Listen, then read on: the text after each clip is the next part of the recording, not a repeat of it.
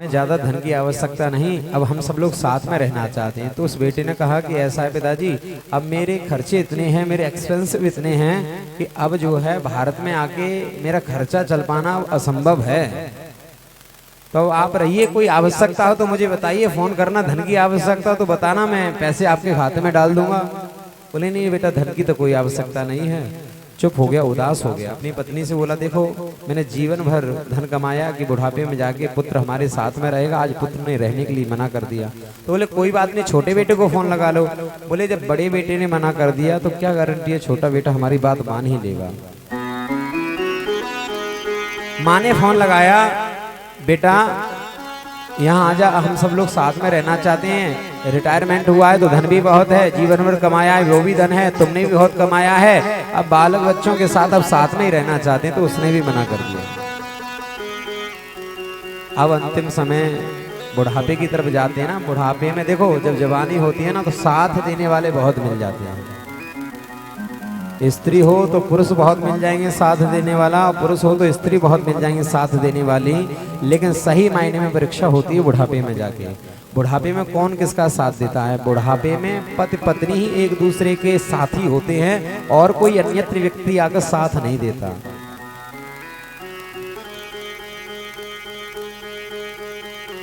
पति पत्नी प्रेम से अपने घर में रहते हैं। पति सुबह जाता है टहलने के लिए, दूध लेने के लिए, कमंडल लेकर दूध लेने के लिए जाता है और लौट कर आता है। समय का पहिया चलता गया, अखबार है, पेपर है, उसको पढ़ते रहते हैं। अचानक जो है, जो इसकी पत्नी है, जो अध्यापिका है, बच्चों की जो माँ है, उसको पैरालाइज हुआ, उसको लकवा हुआ, पूरे शरीर में फालिस मार गई, शरीर हिल भी नहीं पा रहा था, सिर्फ आंखें चलती थीं और संपूर्ण शरीर लगभग फालिस जैसा हो गया, शरीर काम नहीं कर रहा था। इसने फोन लगाया बेटे को, बोले बेटा तुम्हारी माँ को लगवा हो गया है, फालिस मार गई है और तुम आ जाओ। तो बेटे ने क्या कहा कि पिताजी मैं आ जाऊंगा तो मैं ठीक थोड़ी कर दूंगा, ठीक तो डॉक्टर ही करेगा। पैसे चाहिए तो बताओ, मैं पैसे डलवा देता हूँ खाते, पैसे डलवाता हूँ अकाउंट में। भाई ठीक तो डॉक्टर को ही करना है। बात तो ठीक है लेकिन थोड़ी कड़वी लगती है। बात तो ठीक है, भाई डॉक्टर ही ठीक करेगा, लेकिन बात बहुत कड़वी है। जैसे जैसे समय बीता, पति उसकी सेवा करता है, गीले कपड़े से पूरे शरीर को पोंछता है, वस्त्र पहनाता है, जो भी सेवा शुश्रूषा है, भोजन वगैरह बना के उसके मुंह में डालना, ये सारे के सारे कार्य पति के हैं। इसी तरीके से जीवन चल रहा है। एक दिन रात्रि में वो पति ये सारी बातें सोच रहा था कि मैंने जीवन में कौन सा काम नहीं किया, मैंने जिंदगी भर भाग दौड़ की, मेहनत की, किसके लिए? बच्चों के लिए।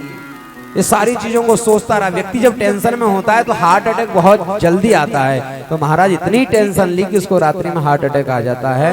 रोज सुबह 5 बजे जगता है, लेकिन आज 6 बज गए, 7 बज गए, लेकिन कोई हलचल नहीं हुई। अब जिसे फालिस मार गई, जो लकवाग्रस्त जो महिला पड़ी हुई है, इसने विचार किया कि आज जरूर कुछ न कुछ गड़बड़ है। समझ गई कि रोज सुबह ये 5 बजे जग जाते थे, आज नहीं जगे।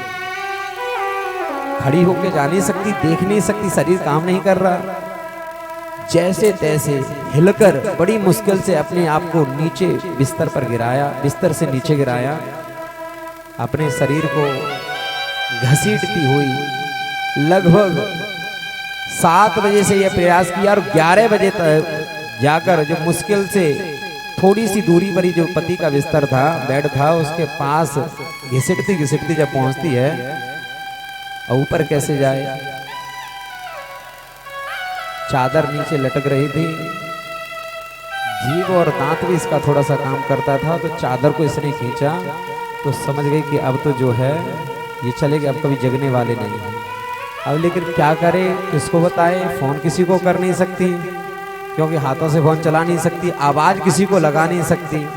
तो पहले के समय पे आपने फोन देखा होगा, फोन होते थे वो गोल गोल जो होते थे, जिसमें घुमा घुमा कर नंबर लगाया करते थे। उसमें एक बटन होता था रीडायल का, उसके घर पे था। 1 बजे जाकर उस फोन तक पहुंची, जैसे तैसे अपनी जिह्वा से, अपनी नाक से बड़े प्रयास करके वो रीडायल का नंबर दबाया, तो वो नंबर पड़ोसी का था।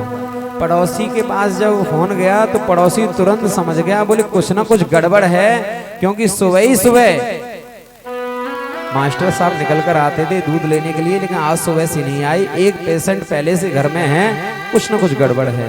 जब अंदर जाकर देखा तो जब तक वो भी सिधार चुकी थी, दोनों पति पत्नी मरे पड़े हुए थे। तो फोन लगाया, उनके बच्चों को जो बाहर रहते थे बोले, तो उसने फोन उठाती जैसे देखा कि अंकल जी का फोन था, पड़ोसियों का नंबर था। बोले क्या बात है, पैसे की आवश्यकता है, मैं पैसे भिजवाता हूँ। बोले अब पैसे की आवश्यकता नहीं। बोले क्यों? बोले जिसके लिए तुम पैसे भिजवाते थे अब वो यहाँ संसार में है नहीं। बोले अच्छा, तो थोड़ी देर आप कुछ समय तक रुकिए, मैं सुबह की फ्लाइट पकड़ते सुबह आता हूँ। बोले नहीं, अब बेटा तेरे आने की आवश्यकता है ही नहीं।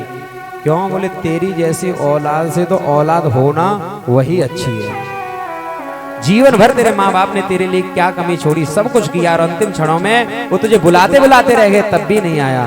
तो शास्त्र यही कहते हैं कि हमें पूर्ण विश्वास होता है संतान पर, परिवार पर, कि हमारे लिए काम करेगी, हमारी देखरेख करेगी, लेकिन कोई गारंटी नहीं। मात कहे मेरो पूत सपूत है, बैनी कहे मेरो सुंदर भैया। मात कहे मेरा पूत सपूत है, बैनी कहे मेरो सुंदर